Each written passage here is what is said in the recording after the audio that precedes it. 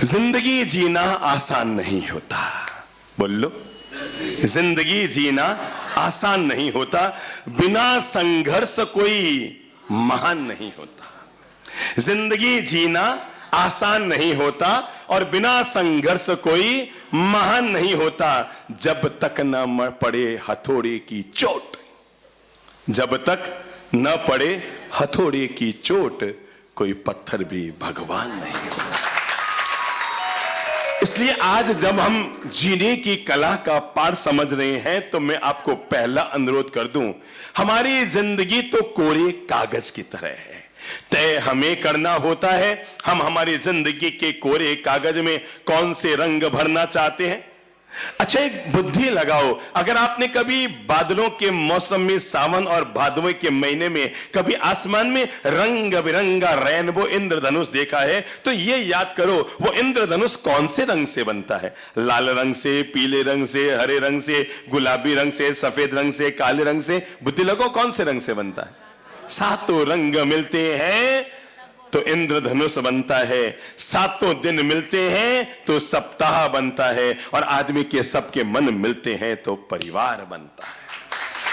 तो आज जो हम खास जीवन की बातें करना जा रहे हैं, मैं चाहूंगा हर आदमी अपनी जिंदगी के कोरे कागज में कुछ न कुछ भरता रहे, क्योंकि हमें जिंदगी में वही मिलता है। आज हम जो बीज बो रहे हैं कल हम उसी का फल पाते हैं। इसलिए जिंदगी में फल को तोड़ने में सावधानी मत रखो। अगर सावधानी रख सकते हो तो बीजों को बोने में सावधानी रखो। क्या कहा मैंने? फल को तोड़ने में सावधानी मत रखो जब हम बीज बो रहे हैं, क्योंकि बीजों के फल हमें वही मिलते हैं जिनके हम बीज बोते हैं। इसलिए जिंदगी में हर इंसान को अपनी जिंदगी में बीजों को बोने में हमेशा सावधानी रखनी चाहिए। एक बात ध्यान रखना, दुनिया में 100% परफेक्ट कोई नहीं होता। हर सास चाहती है ना कि मेरी बहू 100% परफेक्ट रहे, पर याद करें जब वो बहू बनकर घर में आई थी तो क्या 100% बहू साबित हो पाई थी परफेक्ट? दूध की धुली जब सास भी नहीं थी तो बहू से क्यों उम्मीद करती है? दूध का धुला जब पापा जी भी नहीं रहे तो बेटे से क्या उम्मीद करते हैं? अरे दूध के धुले जब घर के अभिभावक भी नहीं रहे तो बच्चों से हम क्या उम्मीद करते हैं? तो हम सभी लोगों के लिए जिंदगी में पहली बात जो सीखने जैसी है और वो ये है कि जीवन भर सदा याद रखो, दूध का धुलिया दुनिया में कोई नहीं होता। कमियां किसी में भी हो सकती है, गलती किसी से भी हो सकती है, किसी के द्वारा कोई चूक जीवन में हो सकती है, लेकिन हमारा फर्ज ये नहीं होता कि हम सामने वाले की गलतियों का बखान करते रहे। हमारा फर्ज होता है हम सामने वाले की गलतियों को सुधारने की कोशिश करें। देखो, गुस्सा 4 तरह का होता है। एक होता है सामने वाले को सुधारने का गुस्सा, बोलो, सामने वाले को सुधारने का गुस्सा। दूसरा होता है अपना अहंकार दिखाने का गुस्सा। तीसरा गुस्सा होता है सामने वाले को नीचा दिखाने का गुस्सा। समझ रहे हैं फर्क? एक में क्या होता है? सुधारने का। जैसे मां अगर अपने बच्चे को टोकती है तो उसके पीछे कोई अहंकार नहीं होता कि मैं मां इसलिए टोकूं, या कोई बच्चे को नीचे दिखाना नहीं होता है। उसके मन के भाव होते हैं, अरे और सुधर जावे, जिंदगी सही बन जावे और बड़ो आदमी बन जावे, इसका वो हो जावे, इसका वो हो जावे। महान लक्ष्य रहता है। मां का गुस्सा मीठा गुस्सा होता है नहीं, मां का गुस्सा मामूली गुस्सा होता है, पत्नी का गुस्सा मीठा गुस्सा होता है। क्या होता है?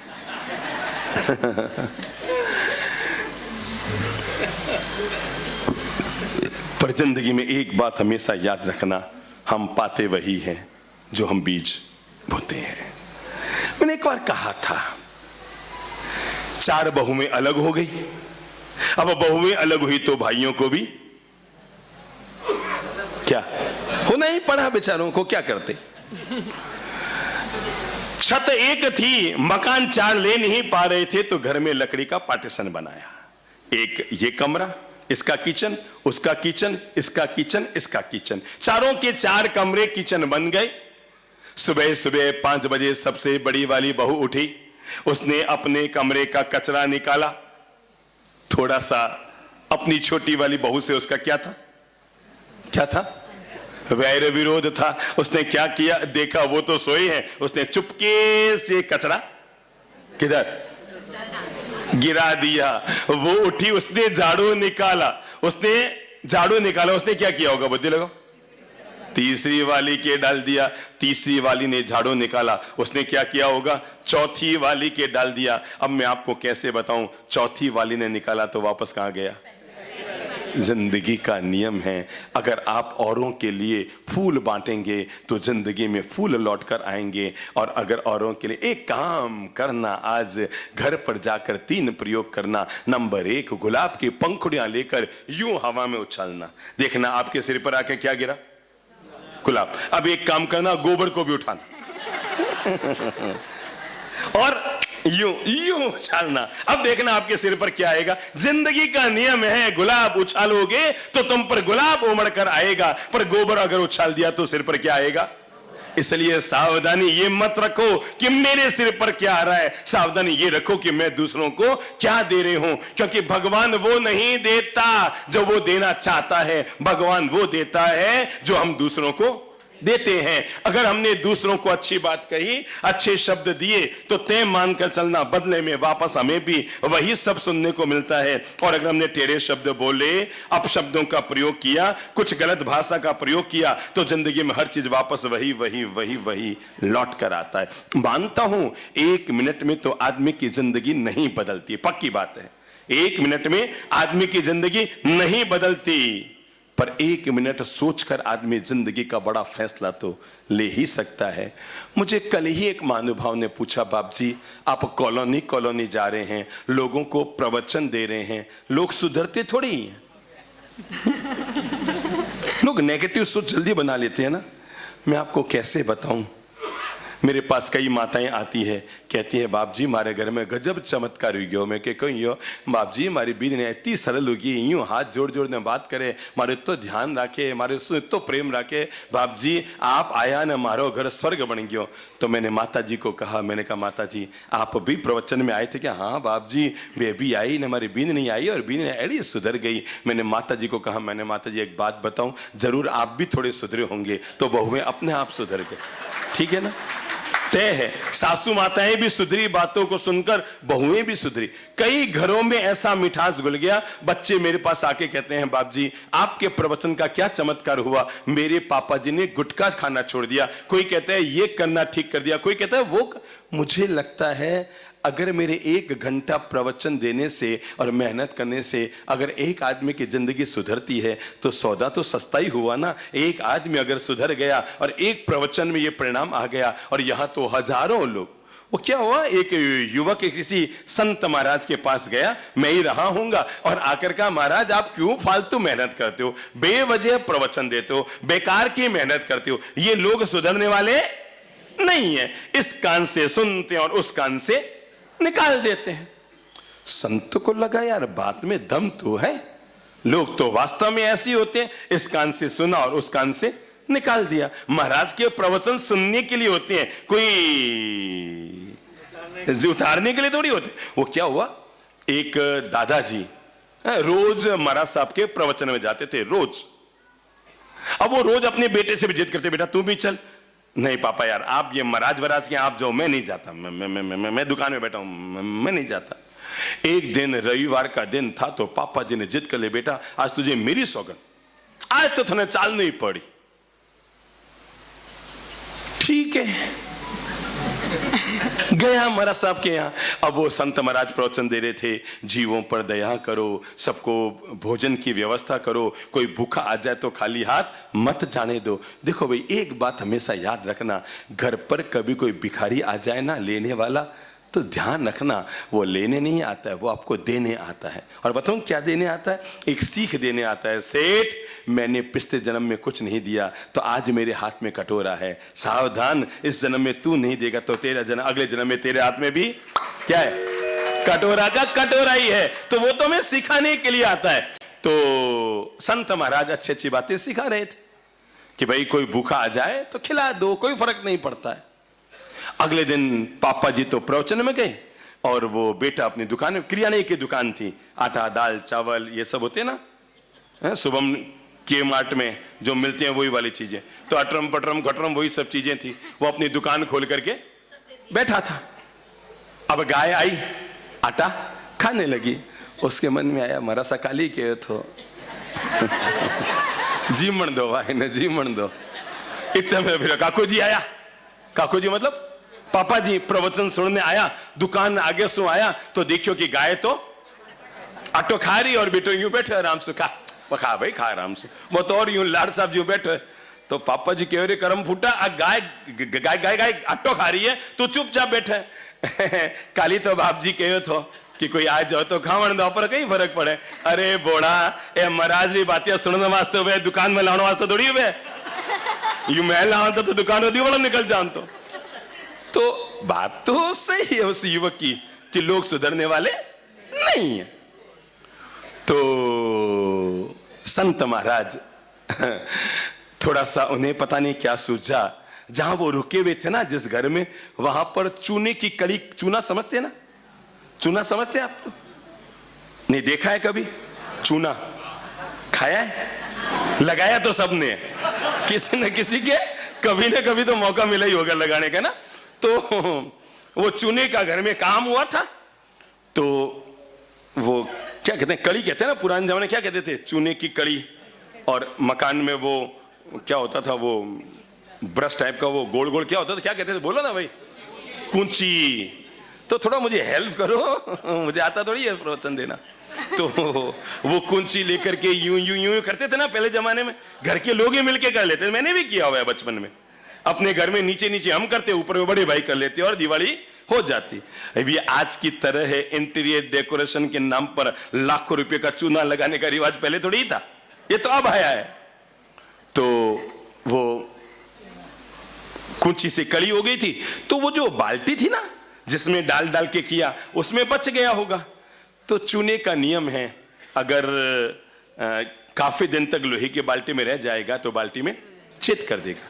पता नहीं संत को क्या जचा, उन्होंने कहा बेटा ये देख बाल्टी। अरे महाराज बाल्टी ये तो पूरी चूने से भरी हुई है, इतनी मोटी मोटी परतें जमी हुई थी बाल्टी में, पानी तो बह गया और चूना रह गया, तो इतनी मोटी मोटी परतें जमी हुई थी। संत ने कहा इसमें एक काम कर, एक बाल्टी क्या कर, पानी डाल दे।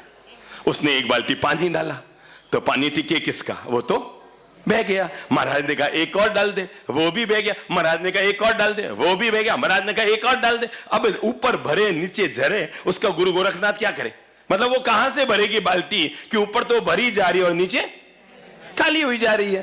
तो कहते हैं उस युवक ने 25 बाल्टी पानी डाल दिया। महाराज ने कहा एक और डाल दे। उसने कहा रहने दो, मैं तो जा रहा हूं, मुझे नहीं चाहिए, आप जानो आपका प्रवचन, बोलो तो आपकी मर्जी, नहीं बोलो तो आपकी मर्जी, गला आपका दुखे, मेरे काको जी का क्या जाए। संत ने युवक को अपने पास बुलाया और कहा बेटा तूने 25 बाल्टी पानी डाला, बता इसमें कितना पानी रहा पीछे। कहा महाराज ये तो बिल्कुल खाली की खाली है। तो कहा क्यों? कहा इसमें छेद है, इसलिए ये तो बिल्कुल आदमी की तरह है, इस कान से सुनाओ और उस कान से निकल जाए, ऊपर से डालो और नीचे से निकल जाए, बाल्टी खाली। संत ने कहा एक बात बता, तूने 25 बाल्टी पानी डाला पर एक बूंद पानी इसमें टिका नहीं क्योंकि छेद है, पर मुझे इतना सा बता इस बाल्टी में कोई परिवर्तन आया? हाँ महाराज बाल्टी में तो परिवर्तन आया, सारा चूना बह गया, बाल्टी बिल्कुल साफ हो गई। संत ने मुस्कुराते हुए कहा कि ललित प्रभु महाराज इसीलिए कॉलोनी कॉलोनी में जाके प्रवचन देते हैं, उन्हें पता है लोग इस कान से सुनते हैं और उस कान से निकाल देते हैं, पर चूने की बाल्टी की तरह वो इसलिए बोलते हैं क्योंकि पानी इधर से आता है, वाणी इधर से आती है, इधर निकल जाती है। लेकिन जैसे चूने की बाल्टी साफ हो जाती है वैसे ही आदमी का मन भी साफ और निर्मल हो जाता है, इधर से सुनता है उधर निकल जाता है, पर आदमी के दिलो दिमाग को, उसकी मानसिक क्षमता को, उसकी मन की सोच को, उसके अंतर मन को, उसकी भावनाओं को तो कहीं ना कहीं निर्मलता प्रदान कर ही देता है। जब भी आप आंख बंद करके अपनी जिंदगी में सोचेंगे ना मेरे भाई, कोई स्टेडियम में लड्डू पेड़े प्रभावनाएं संग पूजाएं और जीवनवारियां नहीं चल रही थी, लोगों की जिंदगी बदल रही थी, क्योंकि आदमी को पता है दुनिया का कोई जीवन मेरी जिंदगी को नहीं बदल सकता है, दुनिया का कोई स्वामी वात्सल्य मेरी विचारों को नहीं बदल सकता है, दुनिया की कोई संग पूजा मेरी सोच को नहीं सुधार सकती है, और सोच को सुधारने के लिए आदमी को अच्छे विचार चाहिए। मुझे अच्छा नहीं लगता है सुनने में, जब मैं सुनता हूं ना बाप जी मां केर तो लोगों ने बुलानो हो तो जीवन करनो जरूरी है, मतलब जीवन हमारा पर्याय बन गया है। अगर जीवन है तो कार्यक्रम, और जीवन नहीं है तो हम न जाकर करते हैं उसका क्रियाक्रम, जावा ही नहीं आपा तो। पर हमने इस बात को पूरे देश भर में कहा, अगर अच्छे विचार मिलेंगे तो ये मत कहो कि जैनी लोग जीमण होते हैं वहीं इकट्ठे होते हैं। अच्छे विचार मिले तो उससे 10 गुने इकट्ठे होते हैं। बस अच्छे विचार मिलने चाहिए आदमी को। अब तुम्हारी बात में ही दम नहीं है तो फिर जीमण के अलावा कोई विकल्प ही नहीं। मन बनाओ आज से। नंबर 1, अपनी जिंदगी में हर पल हर क्षण जिस चीज को आप जोड़ कर रखेंगे वो है अपने आप से मोटिवेट करो, संकल्प करो, मैं जिंदगी में जब भी किसी की देखूंगा खासियत देखूंगा, खामी कभी नहीं देखूंगा। शब्द को ध्यान में लो, क्या? जब भी देखूंगा खासियत देखूंगा, खामी नहीं देखूंगा। क्योंकि जब भी हम खामियां देखते हैं हमारी आंखें बड़ी गजब की होती है। जहां जहां छेद है वहां वहां हमारी आंखें जाती रहती हैं। जहां जहां चूक है, जहां जहां कमियां हैं। अरे मेरे भाई जरा समझो, अभी मैंने 1 बाई 1 फुट का एक पेपर लिया और उसके बीच में काली बिंदी लगा दी। मैं पूछूंगा आपको क्या नजर आ रहा है तो आप क्या कहेंगे? काली बिंदी नजर आ रही है। ना बाबा ना, काली बिंदी को देखना यही नेगेटिविटी है और पूरे पेज को देखना यही पॉजिटिविटी है। समझो यहां पर एक चित्र बना दिया। एक राजा के दरबार में एक चित्रकार राजा का चित्र बना के लाया और राजा ने दरबार में रख दिया कि जिस व्यक्ति को जो कमी नजर आए वहां पर काली टीके का निशान लगा दे। वहां पर मार्कर पेन रखा हुआ था तो जिसको जो कमी नजर आए वो व्यक्ति वहां पर क्या करे? काली टीकी लगा दे। शाम तक राजा ने देखा फोटो तो गायब ही हो गया था, काली टीकियों से ही पूरा भर गया था। किसी ने कहा कान ठीक नहीं है, किसी ने कहा नीचे का भाग ठीक नहीं है, किसी ने कहा यहां ठीक नहीं है, किसी ने कहा गोड़े का भाग सही नहीं मुड़ा हुआ है। और यूं करते करते पूरा चित्र ही काली टीकियों से भर गया। अगले दिन चित्रकार आया और राजा ने कहा देख तेरे फोटो में 1200 लोगों ने कमियां निकाली है। चित्रकार ने कहा महाराज ये 1200 लोग मेरे चित्र में कमियां तो निकाल सकते हैं, आप केवल एक काम करें, इन 1200 लोगों को इकट्ठा करें और उनको बोले कि सारे मिलकर ये एक चित्र बना दो तो मैं मान जाऊं। मेरे भाई हम निर्माण नहीं कर सकते पर जो कर रहे हैं ना हम उनकी जिंदगी में कहीं ना कहीं दखलंदाजी जरूर कर देते हैं।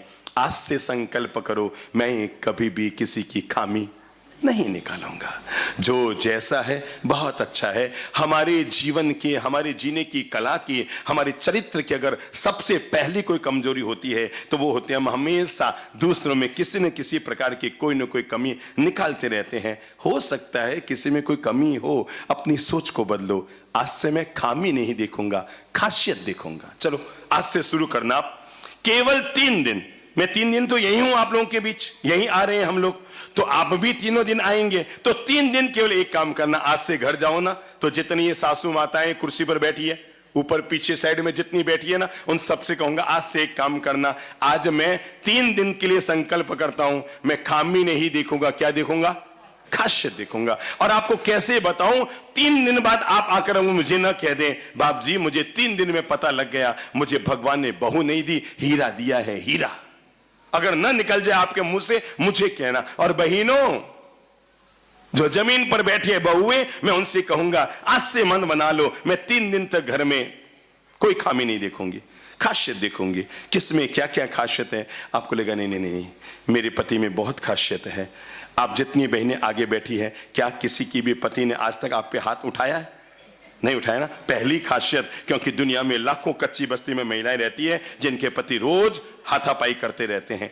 आप जितनी बहनें बैठी हैं शायद पक्का भरोसा होगा उनके पीने की आदत नहीं है। पर मैं आपको कैसे बताऊं, दुनिया में भारत में कम से कम करोड़ों लोग ऐसे हैं जो रोज पीकर अपने बीबी के घर जाते हैं। आपको मैं बताऊं आपके पतिदेव में कोई गुटखा सिगरेट की आदत तो नहीं है ना, पर दुनिया में करोड़ों लोग हैं जो ये सब करते हैं। आपके पतिदेव आपके अलावा तो कहीं इधर उधर, मतलब अब इसमें कहेंगे ये हम कैसे कहें बाप जी, ये तो उन्हीं की आत्मा से पूछो। पर मैं कुल मिलाकर जैसे ही आप उन पर अपने पॉजिटिव नजरिए को लेकर आएंगे 3 दिन के अंदर अंदर आपको प्रमाण मिल जाएगा मेरा पति गोल्ड मेडलिस्ट है। क्योंकि उसमें इक्की दुक्की कमी है कि कभी मैं उसकी मम्मी के सामने बोल जाऊं तो वो आवेश में आ जाता है और मुझे टेढ़े शब्द बोल देता है, क्योंकि वो अपनी मम्मी का अपमान अपने सामने सहन नहीं कर सकता है। हाँ कभी कभी ऐसा भी होता है कि मैं बेवजह का फालतू खर्चा शॉपिंग में, वो कहते हैं ना भैंस गई तालाब में और महिला गई मॉल में, वापस कब आवेला पता ही नहीं लगे, है ना। तो अब वो कभी कभी फालतू का बेवजह खर्चा करके आ जाए तो कभी कभी शायद पति टोक देता है क्यों फालतू मतलब करने आई इरी बजाय गौशाला में जार चार गाय ने चारों खवानते आपरो भाग्य निकर जान तो कहीं है खाली लीपा पोतरी सामान भेड़ा कर ले यही बस। इसके अलावा तो आपके पति रोज रोज गुस्सा थोड़ी करते होंगे बहन, आपके पति नहीं करते ना? नहीं, रोज रोज करते हैं। आपके पति आए हैं? कौन है? हाँ खड़े हो, चलो खड़े हो। तो ये आपके बाल इन्होंने उड़ाए हैं? इधर आओ, इधर आओ, इधर।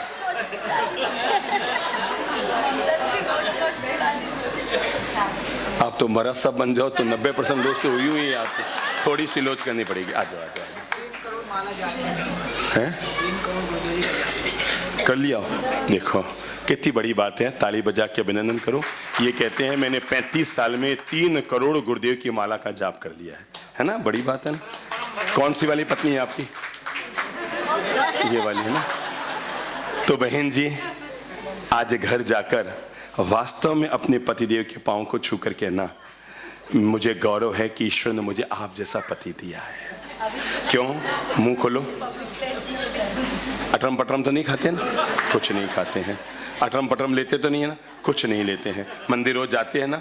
जाते हैं, दोनों टाइम जाते हैं। अब इससे अच्छा पति आपको क्या मिलेगा? बताओ क्या मिलेगा?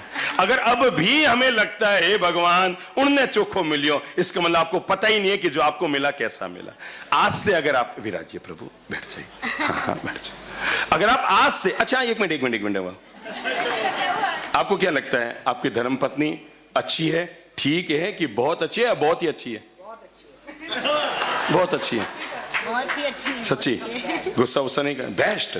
अच्छा जो पत्नी से ये वाली पत्नी? अच्छा सॉरी सॉरी सॉरी, यही की तो होती है, अब मुझे क्या मालूम।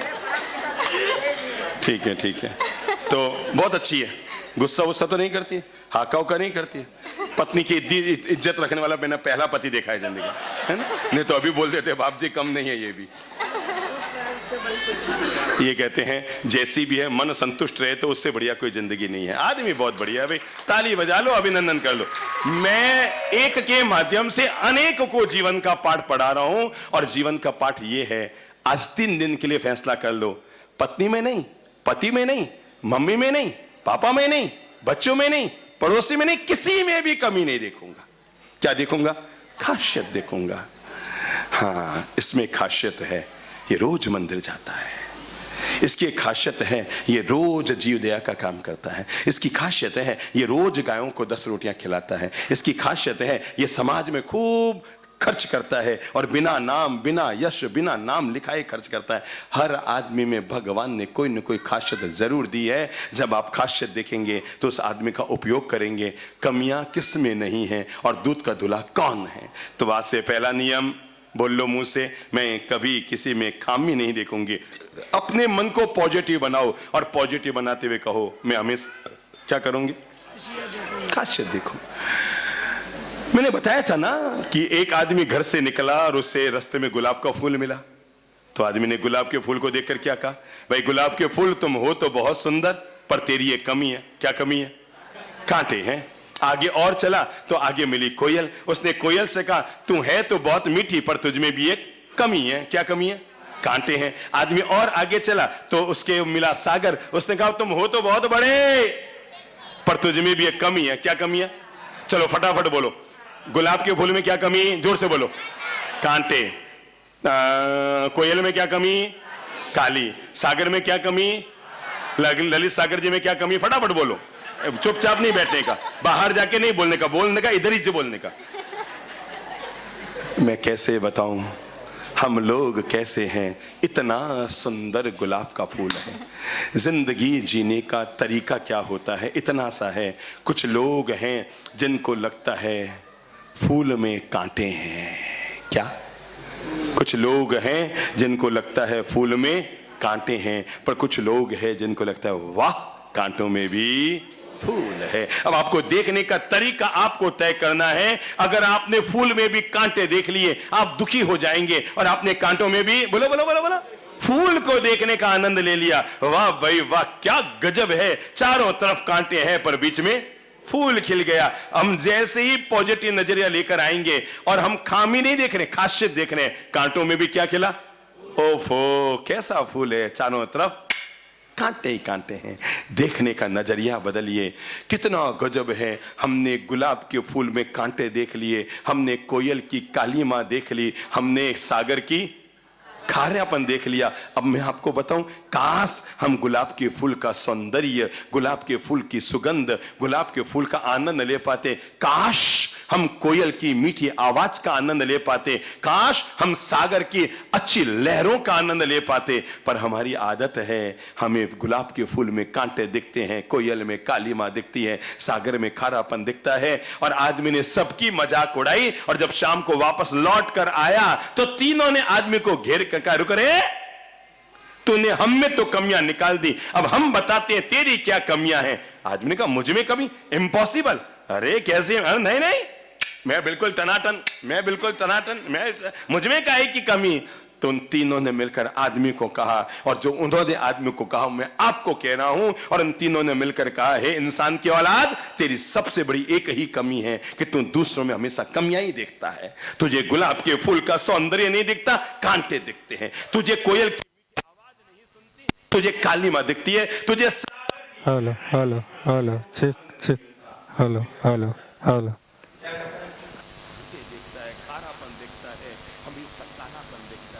प्लीज, नजारा तो अपने आप बदला हुआ है। आप लो, नजारा अपने आप हेलो हेलो हेलो हेलो।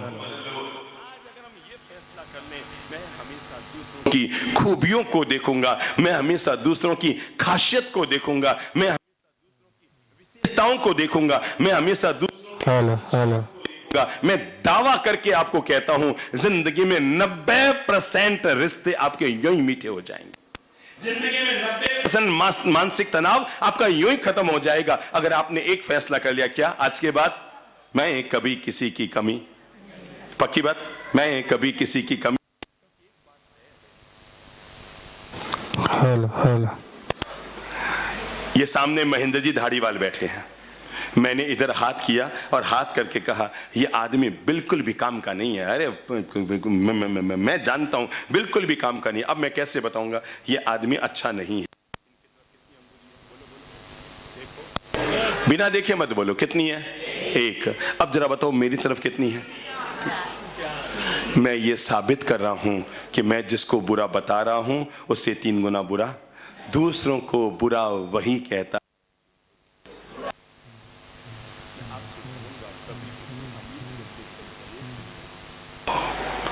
जो लोग शमशान में जलने से पहले भी जलने लग जाते हैं,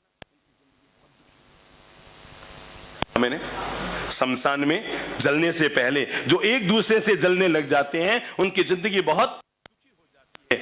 अमीर को देखकर कभी जलेसी मत खाओ, उल्टा सीधा काम करियो से तो पैसा कमा लियो से एड़ो बेड़ो करियो से। मैं जानता हूं, और बचपन में तुम्हारी पैंट गीली कर उड़ी है। मतलब हम कैसी भाषा बोल जाते हैं, हेलो, मजाक उड़ा देते हैं। जब भी मैंने देखा है, मैं गांव में कभी रहता हूं ना, कोई मुंबई वगैरह से आया रहता है या चेन्नई बेंगलोर वगैरह से या रायपुर से आया रहता है, और वो कहते हैं अरे साहब वो जैसे ना वो तो बड़ा उन्होंने नाम कमाया है रायपुर में, चारों तरफ उसका नाम चल रहा है, जाहो जलाली चलिए, ये चलिए वो चलिए। हेलो हेलो हेलो, थोड़ी से वो कहता है वो कहीं वो तुम्हारे सामने नागो पे दो, मतलब सामने वाले के कपड़े उतार देंगे हम अपनी इज्जत को बढ़ाने। वो नागो पे दो तो तू कहीं जींस पहन मारे पेट सुनायो, तू कहीं बारे कपड़ा पहनने बांध आयो। Hello hello hello. आलोचना करने की आदत तो सब में है, पर दूसरों के प्रशंसा सुनने की भी आदत डालो। बड़ा धैर्य चाहिए, क्योंकि जब भी कभी किसी की आलोचना होती है तो हम झट से बोल जाते हैं वो तो है ही एडो, पर जब किसी की प्रशंसा होती है हम ये नहीं कहते वो है ही एडो। वो कहते तू नहीं जाना, हूं जानू, वो कह रहे तू क्या, तू तो खाली तो जाना 2 साल से जाना है, मैं भी 35 साल से जानू। हम झट से सामने, मैं कहूंगा कभी भी किसी बढ़ते हुए व्यक्ति को देखकर जलेसी मत खाना, ईर्ष्या मत करना। है तो बड़ो शोरूम है, और तो बड़ो में हमारा तो पड़ोसी था, तो थारे पड़ोसी ने आगे बढ़ने डॉक्टर के मना करोड़ी है।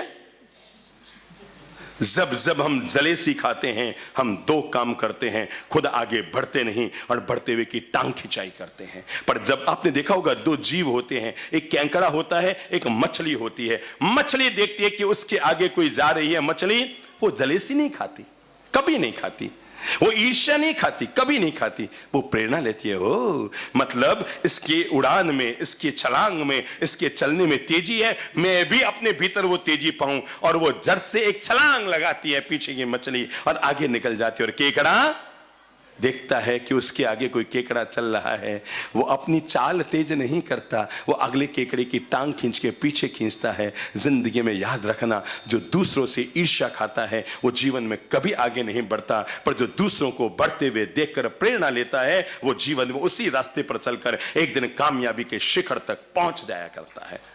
माना कि हम आसमान नहीं छू सकते, क्या कहा मैंने?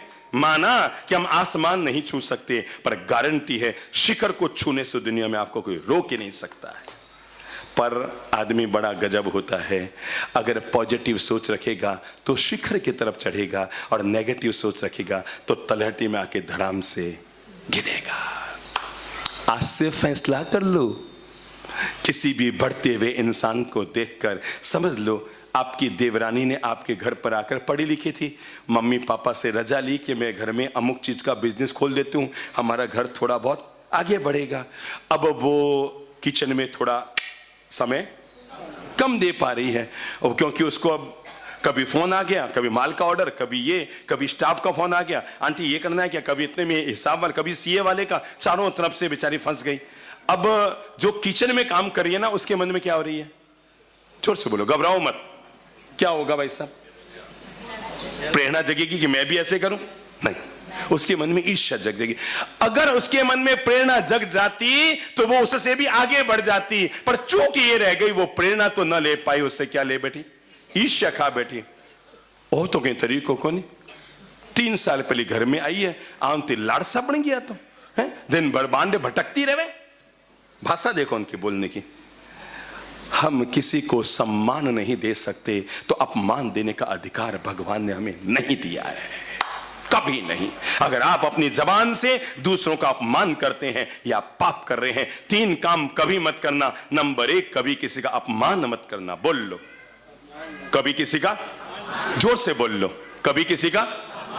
कुछ लोग चुप बैठे हैं अभी तक, जो बाहर बैठे हैं ना वो भी बोल लो, कभी किसी का अपमान मत करना। नंबर 2, कोई अपमान कर दे तो बुरा मत मानना। और नंबर 3, अगर बुरा लग जाए तो बदले की भावना पैदा मत करना, क्योंकि यही 3 कारण थे जिनसे धरती पर महाभारत पैदा हुआ था। अगर ये 3 बातें ना होती, अगर द्रौपदी से अपमान की भाषा न निकलती, अगर दुर्योधन उस अपमान को स्वीकार नहीं करता, और अगर कौरव बदले की भावना पैदा नहीं करते, तो महाभारत नहीं, उस युग में रामायण बन गई होती। 3 वाक्य को सदा याद रखना, क्योंकि यही वे बातें हैं जो हमारी सुखी समृद्ध जिंदगी में खार घोल देती है। मीठी मधुर जिंदगी भगवान ने आपको आलीशान रहने के लिए हैं, कितनी सुंदर सुंदर बिल्डिंगों में आपको फ्लैट दिया है, पहनने के लिए आभूषण दिए हैं, 5-5, 10-10 हजार की महंगी साड़ियां दी है, घर में सारी सुविधाएं दी है, पर बेवजह है हम छोटी छोटी बातों को अपने दिलो दिमाग में ऐसे ढोते रहते हैं। ठीक है, कोई बात नहीं। आपको लगता है ना देरानी ने उस काम में कदम आगे बढ़ाए हैं, आखिर कहीं ना कहीं समृद्धि अपने ही घर की हो रही है। माना कि वो देवरानी घर में रुपये नहीं दे रही है, अपना बैंक बैलेंस अलग बढ़ा रही है, कोई बात नहीं। माना कि रुपये उसके हैं, पर वो तो आपकी है ना। माना कि देवर का पति, देवर जो है उसका पति है, माना कि उसका वर है, पर खुश हो, उसका भले वर हो, पर आपका तो देवर है।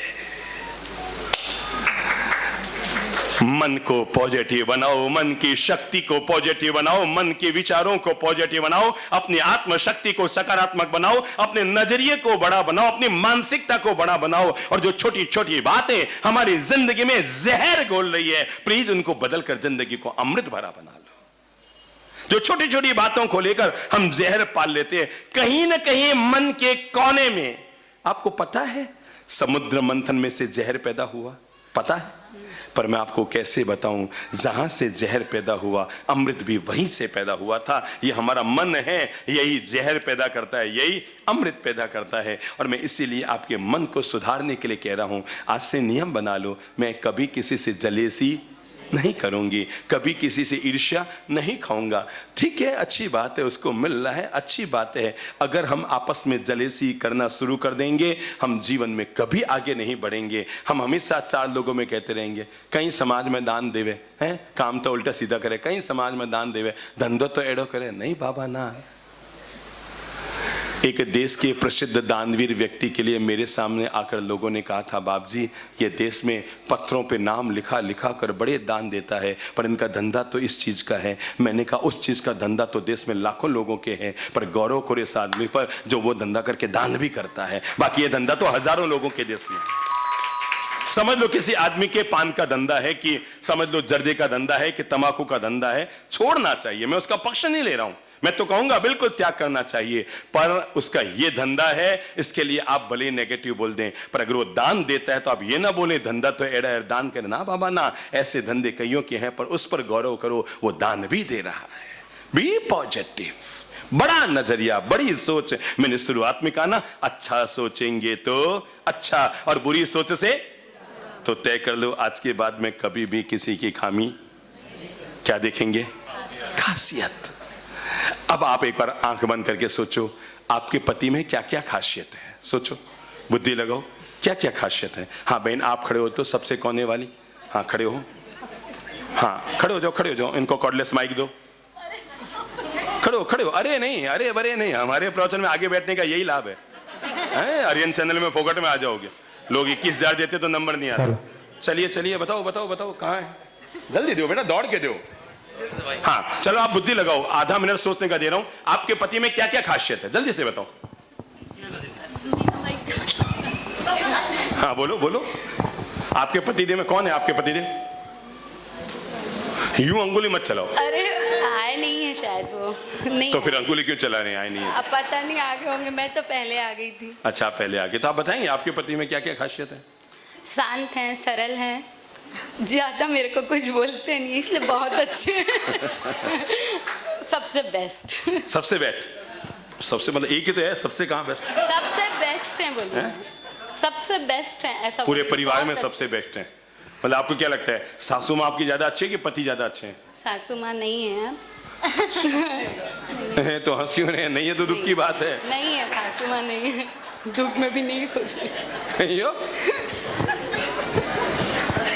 तो आपको क्या लगता है, जिनके सासू माँ है वो किस्मत वाली है, या जिनके नहीं है वो किस्मत वाले हैं? जिनकी है वो किस्मत वाली है, क्योंकि तो मेरी भी सासू माँ बहुत अच्छी थी। बहुत अच्छी थी ना, बहुत अच्छा। ताली बजाओ ये बहन जी के लिए।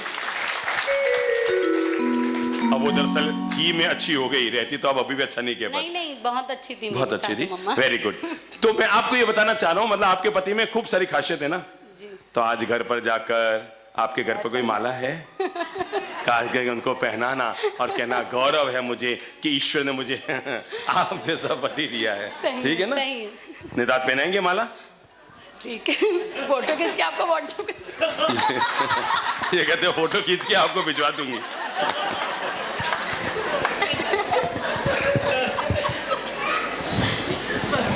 एक संत रास्ते से जा रहे थे,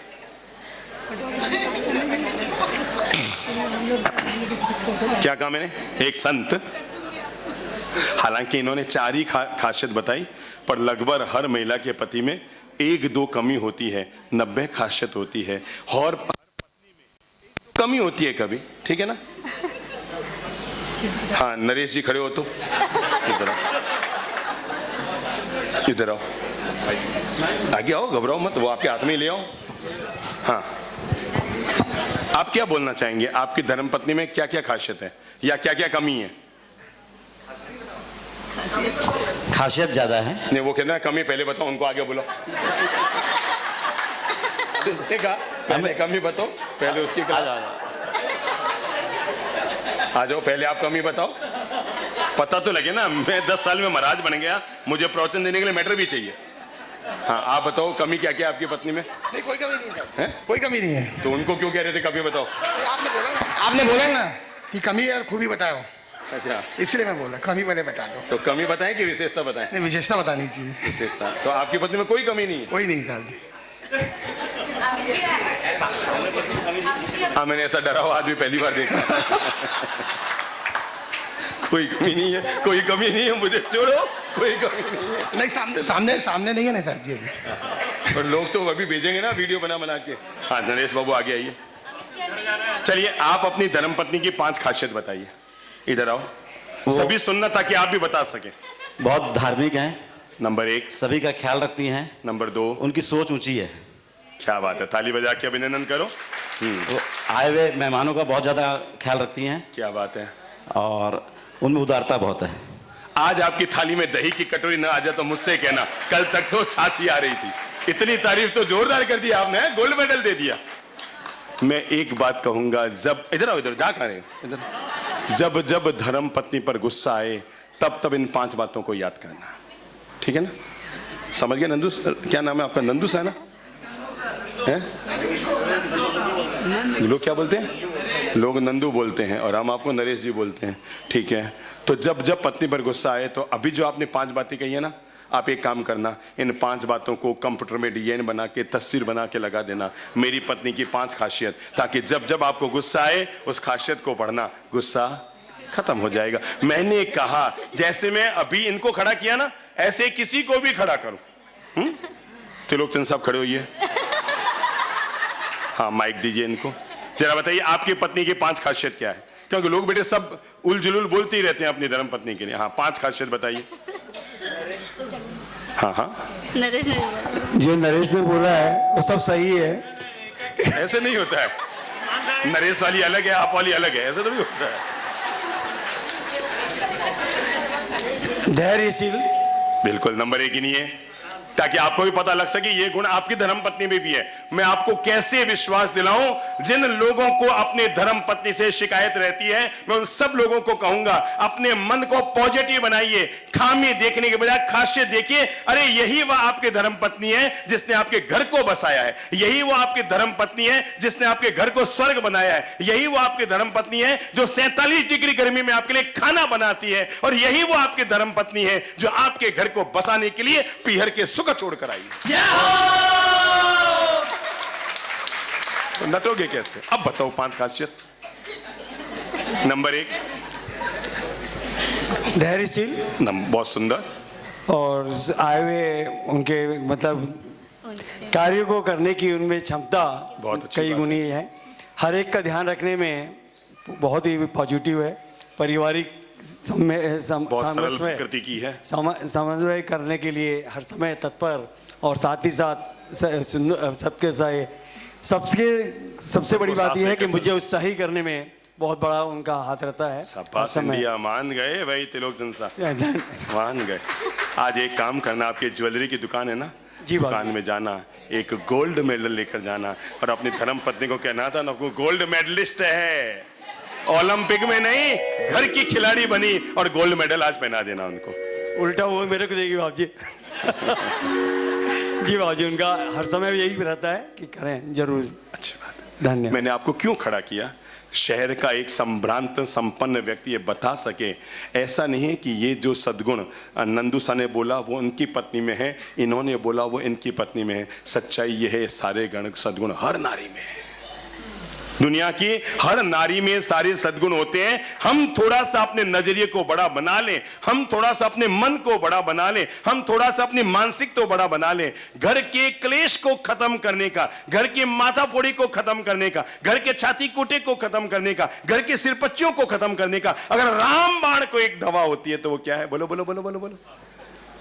खामी नहीं देखेंगे, आज से खासियत देखेंगे, खासियत देखेंगे, खूबियां देखेंगे, विशिष्टता देखेंगे। नंबर 2, अगर आप दूसरा काम अपने जीवन से कर सकते हैं। हाँ, मैंने एक संत की बात शुरू की थी कि संत जा रहे थे और अचानक पता नहीं उनका कोई विद्वेषी आदमी, क्या उनका कोई विद्वेषी आदमी आया और वो युवक ने डंडा उठाया, उसके हाथ में डंडा था, और आकर वो इतना हड़बड़ा गया कि डंडा उसका गिर गया।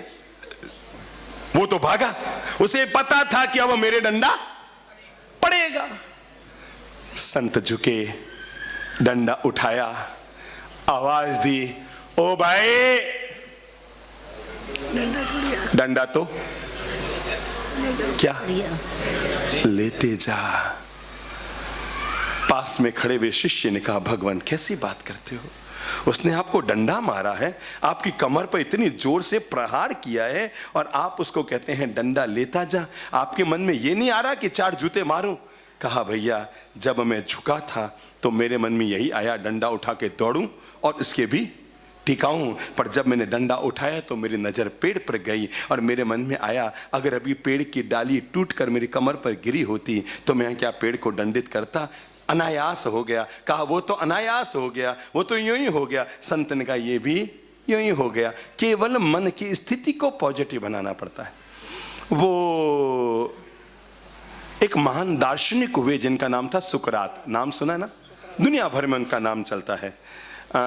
यूनान की मनीषा में नंबर 1 पर उनका नाम आता है। कहते हैं सुकरात बहुत शांत प्रकृति के आदमी थे, दैवीय प्रकृति के आदमी थे। पर कभी कभी होता है, उनकी जो धर्मपत्नी आई वो 1 नंबर की, मतलब क्या बताऊं आपको, आपके तो कुछ भी नहीं है, ऐसी भयंकर वाली गुस्सेल आई, भयंकर में भी मतलब आप सोच भी नहीं सकते। और वो बिल्कुल सीधे आदमी। एक बार जैसे मैं अभी प्रवचन सत्संग दे रहा हूं, ऐसे ही सुकरात भी प्रवचन दे रहे थे, तो पीछे ही उनका कमरा था, किचन भी था। तो पत्नी पीछे से आई यूं और आके कहा, सुनो खाना बन गया, खा लो।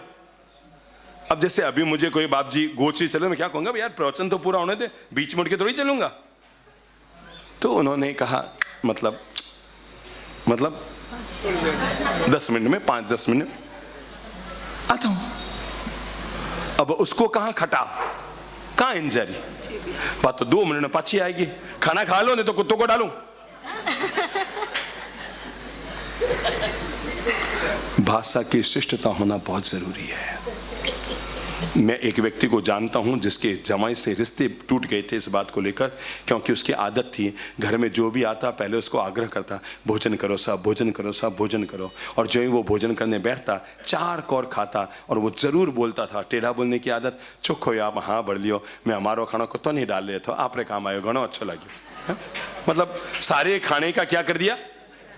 एक दिन संयोग की बात, उसका जमाई आया हुआ था और उसके तो वही बोलने की आदत, और वो जमाई को भी बोल पड़ा, कहीं चुप हो यो।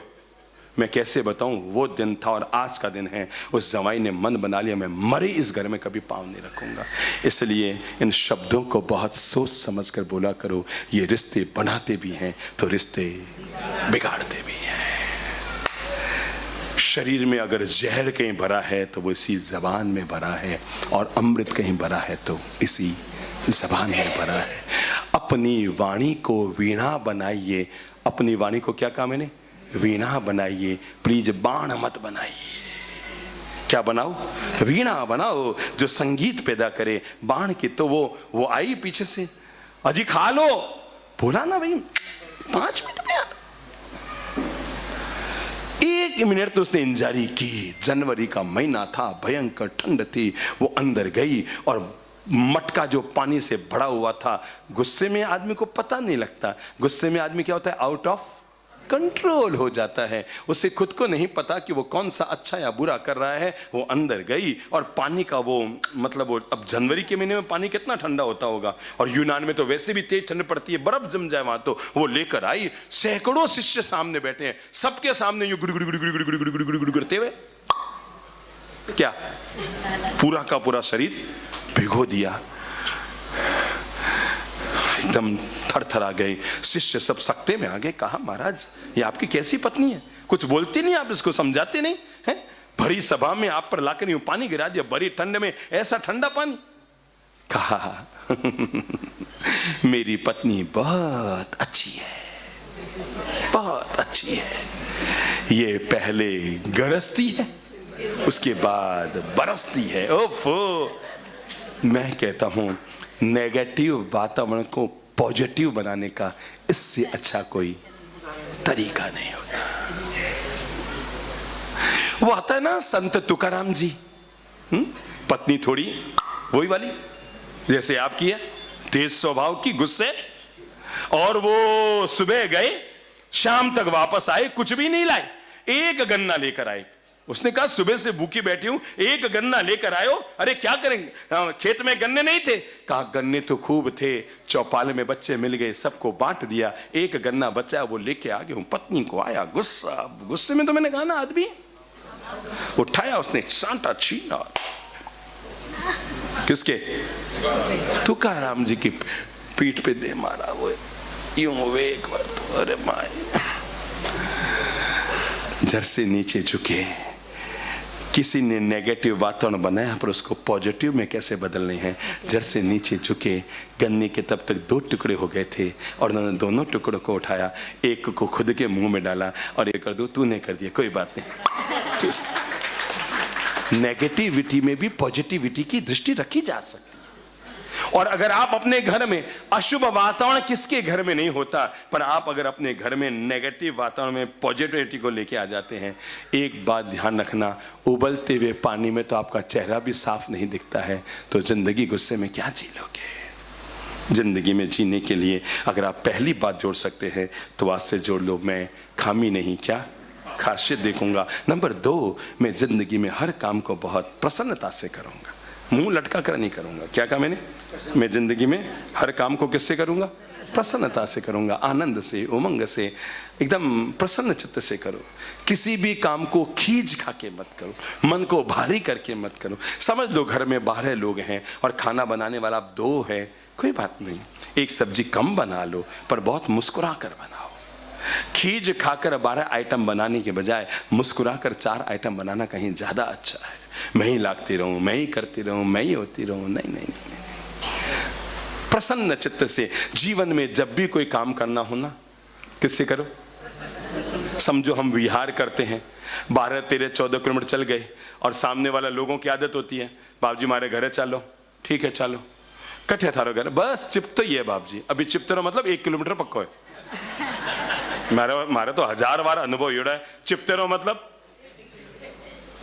लोग तो चिपण में मास्टर हुए नहीं है, किसी को भी चिपण तो चिपते रहो मतलब अब मैं 4 किलोमीटर चला, कहाँ है भाई साहब? बस बाप जी अब मेरे पास 2 विकल्प है, भाई साहब ऐसे क्यों गोता खिला रहे हो, भाई साहब क्यों कर रहे हो, भाई साहब क्यों लेके आए मुझे फालतू लेके आए।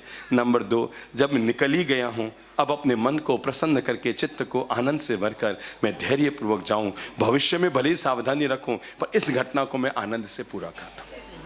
नेगेटिव वातावरण में भी अगर आप पॉजिटिव नजरिया लेकर आएंगे, तूफान और उफान तो सबकी जिंदगी में आते हैं पर जीवन की बाजी वही जीतते हैं भाई साहब जिनकी सरल प्रकृति होती है, जिनका सरल मन होता है, जिनकी सरल मानसिकता होती है, जो सबके लिए सुख की कामना करते हैं। तो मैंने कहा दूसरा मंत्र जीवन का जोड़ लो, जीवन में जो भी काम करेंगे, बोल लो मुंह से, जो भी काम करेंगे प्रसन्नता। 2 शब्द याद रखो, एंजॉय एंड एक्सीलेंट। क्या कहा मैंने?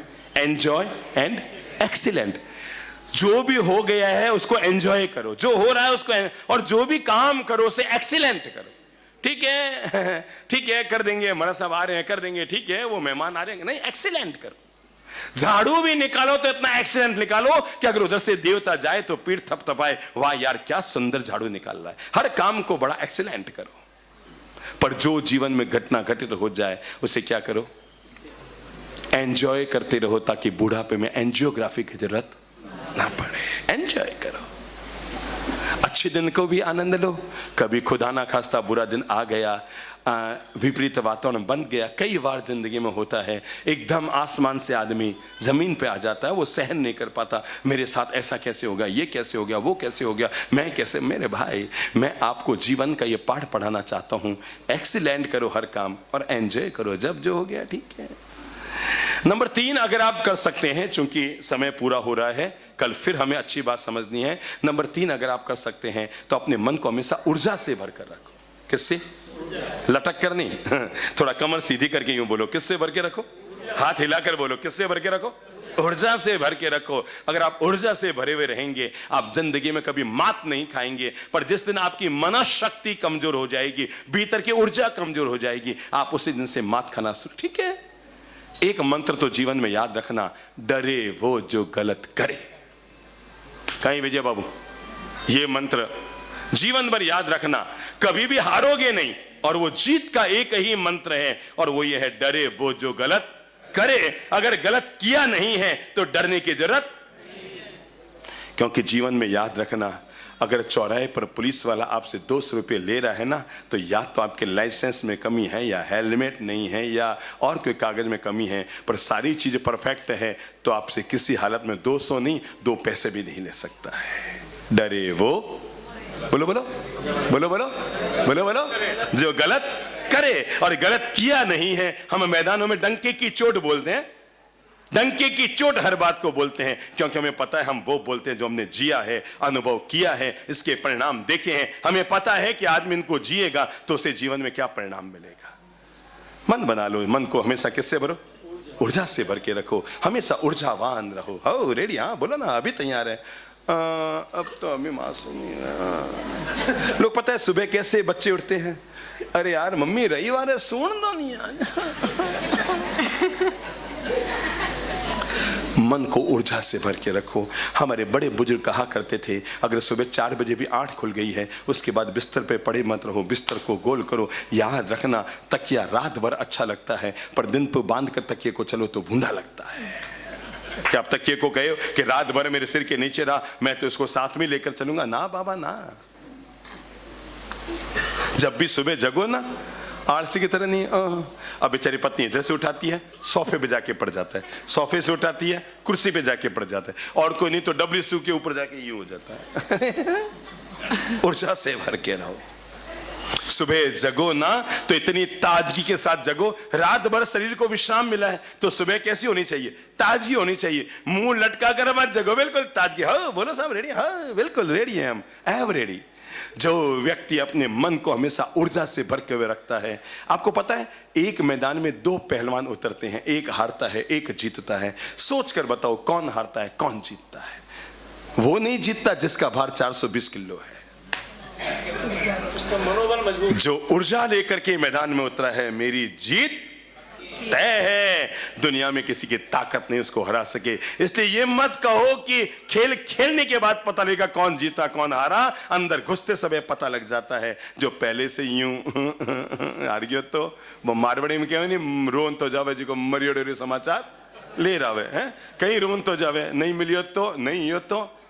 वो क्या, एक बच्चा माचिस खरीद के लाया घर पे, तो माँ ने जलाई तो जली नहीं, तो माँ ने कहना कितनी बार कह रहे है कोई भी चीज बराबर चेक करके लाया कर। कहीं कहो कितनी बार थने कह रहे है कोई भी चीज चेक करके लाया कर। वो के माँ सिगली तुलियां तो चेक कर लाया, कितनी चेक करूं? समझ में आई? कहीं समझिया? सारी तीलियां चेक कर करके लाया हूं, जलती है कि नहीं? घरे जा सोची जो हमारी बात है।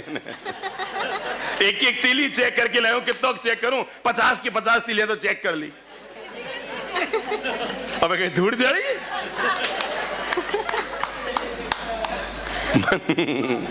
मन को हमेशा किससे भर के रखो? ऊर्जा से भर के। एक बार कहीं हो, एक रायपुर आदमी केरला गए, चलो कमर सीधी करो, जोरदार मजा आवेला। एक बार एक रायपुर आदमी फड़ोदी रो या लुहावट रो या किचन रो कटे हुए, ज्यादा फड़ोदी वाले हैं। हाँ तो उधर का ही होगा। क्यों, आप कहाँ के हो? आप कहाँ के हो? मैं सोयत रोड। हैं? तो सोजत वाला कैसा कम हुआ, फड़ोदी रही है भी। तो वो रायपुर रहो, अब इकट्ठे रहो, मैं बताऊं को नहीं हो सके, सोजत रो भी वेला भाई, माने दोस्त कौन हो सके। और रायपुर आदमी केरला गए हो, तो केरल में क्या है, कर्नाटक और केरल में हम अभी गए ना, तो हमने देखा रोडों पर लाइन सर लाखों पेड़, उसके क्या नाम, नारियल के लगे हुए। तो एक नारियल के पेड़ के नीचे एक आदमी नारियल बेच रहा था। तो मारवाड़ी उन्होंने कहा भाई एक नारियल कितने भाव का दोगे? उसने कहा 25 रुपए का। उन्होंने कहा गजब आदमी है, माथे ऊपर नारियल पैदा हो रहा, तू 25 रुपया मांग रहे, क्या बात रहा 25 रुपया? नहीं समझा भाई, माथे ऊपर नारियल पैदा हो रहा है और तू कई बात रहा 25 पैसा मांगे। वो कहे ऊपर चढ़ने पी ले। पड़ जैसी कहीं बात रहा 25 रुपया मांग रहे हो। अब बेचारो ताव तो आई गयो, जल्दी से वो कहीं आ गयो, मन ने ऊर्जा से बोलियो चलो मैं चढ़ू अभी। अब ऊपर चढ़ने शुरू हुई, ज्यो त्यों चढ़तो चढ़तो चढ़तो चढ़तो ऊपर तक पहुंचियो। नारियल ने तोड़ने वास्ते हाथ बढ़ायो तो पेड़ से पांव छूट गयो।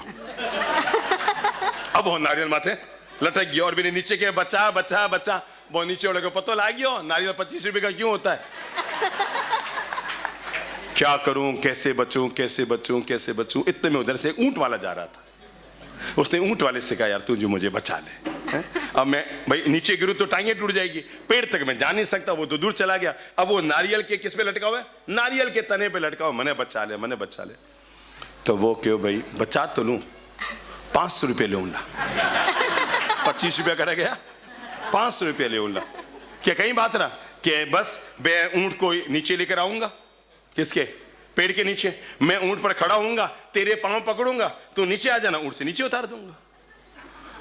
वो बहुत समझे, 250 ले ले 300 ले ले, मारे जड़ी तो दरमुलाई करते ही रहे हो, पर वो तो मानिए ही नहीं। 500 में 499 नहीं, अब मरता आखिर। वो के ठीक है हाँ भरी। अब वो ऊंट लेके आया, उसने कहा मैं जैसे ही देख ऊंट पे खड़ा होऊंगा, मैं हाथ ऊपर करूं तू झट से छोड़ के नीचे आ जाना। वो ऊंट लेके गया, उसने जो ही उसके पांव को पकड़ा, वो नीचे आए, उससे पहले तो ऊंट नीचे से निकल गया। अब कितना हुआ, एक नीचे एक फ्री। अबे वो भी चिल्ला हुआ मैंने बचाओ, और नीचे वाला भी चिल्ला हुआ मैंने बचाओ। कहीं करो कहीं करो कहीं करो कहीं करो। इतने में आएगा हाथी वालों, जने बहुत चिल्लाए, ऊपर से मारवाड़ी अरे बचा बचा बचा। तो मारवाड़ी ने वो हाथी वाले के 1000 रुपये ले सूं। अब वो केरल वाला ऊपर देखे, पता लगा ये नारियल 25 पैसे 25 रुपए का क्यों है। वो कि 1000 ले सूं। तो उसने ऊंट वाले से कहा आधा आधा करो, आधा तू दे आधा मैं दूं। उसने कहा गजब की बात है, मेरे 500 गए सो गए, तू मुझसे और ले रहा है 500। उसने कहा मैं तो नहीं दूंगा।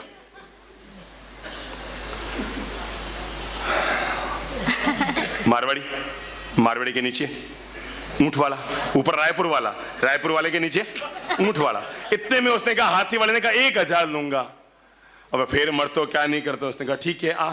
तो उसने कहा एक काम करना, मैं इसका पांव पकड़ूंगा, तेरे इसका पांव पकड़ा हुआ है, इसने तेरा पांव पकड़ा, मैं इसका पकड़ूंगा, तीनों हाथी पर आ जाना। वो हाथी लेकर गया, हाथी पे खड़ा हुआ, उसने जैसे ही हाथ ऊपर किया तो गजब हो गया, हाथी भी नीचे से खिसक गया।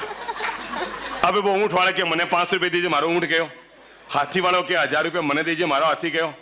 मारवाड़ी के थे दोनों जना मिलने मने 500 तू देगा और 1000 तू देगा। किसने कहा, रायपुर वाले ने कहा ऊंट वाले से 500 तू दे, और हाथी वाले से क्या कहा 1000 तू दे। उसने कहा किस बात का। मारवाड़ी ने कहा बताऊं क्या, मैं अभी हाथ छोड़ा ना तो तीनों नीचे आके गिरेंगे।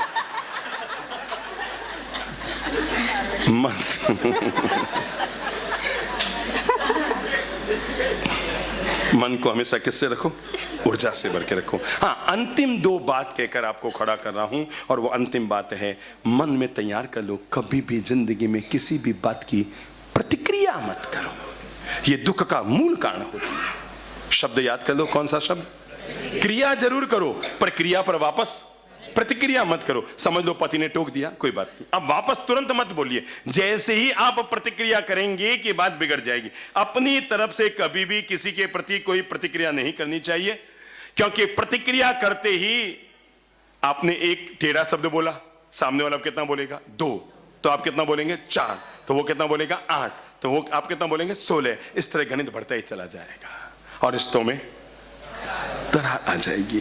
तय कर लो मैं कभी किसी की प्रतिक्रिया नहीं करूंगा। कभी हो सकता है सामने वाले ने टेढ़ा बोल दिया, अब शब्द बोल दिए, अपनी तरफ से तुरंत प्रतिक्रिया मत कीजिए, क्योंकि जैसे आप तुरंत प्रतिक्रिया करेंगे मामला बिगड़ जाएगा। ठीक है ना, समझ लो किसी ने आपकी गलती निकाल दी, कमी बता दी, ये कर दी, तुरंत आप हाउजुजू मत होइए, क्या नाम, तुरंत आउट ऑफ कंट्रोल मत होइए। ठीक है बोल दिया। एक आदमी की पत्नी अभिनेत्री थी, तो शाम के समय वो अपने पति के पास बैठी, कहा वो जो पत्रकार है ना, अपनी पत्रिका में मेरे लिए बहुत झूठी झूठी बातें लिख रहा है, आप उससे बात करो।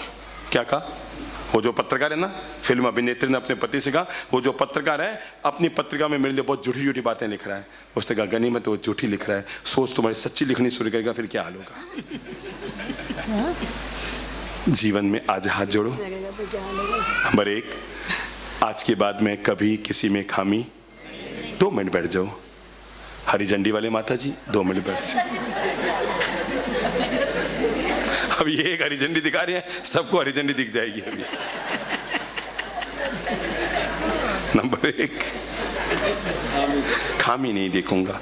नंबर 2, मैं हमेशा खुद के प्रति पॉजिटिव रहूंगा। नंबर 3, मैं हर कार्य को बहुत प्रसन्नता से करूंगा। नंबर 4, अपने मन को हमेशा ऊर्जा से भरकर रखूंगा। नंबर 5, मैं हर गतिविधि का एंजॉय करूंगा और जो भी काम करूंगा एक्सीलेंट करूंगा।